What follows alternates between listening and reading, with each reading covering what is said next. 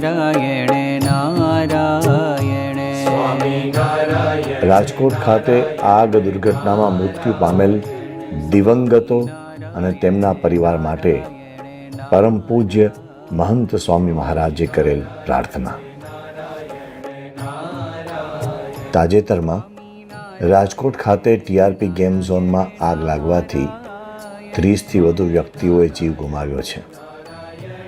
તેમાં કેટલાક ફૂલ જેવા નાના બાળકો અને યુવાનો પણ અવસાન પામ્યા છે.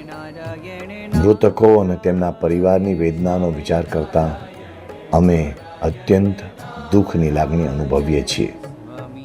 આ કરુણ પ્રસંગે મૃત્યુ પામેલ વ્યક્તિઓના દિવ્ય આત્માને શાંતિ પ્રાપ્ત થાય તેમજ તેમના પરિવારજનોને આ અસહ્ય આઘાતને સહન કરવાનું બળ અને હિંમત પ્રાપ્ત થાય તે માટે ભગવાન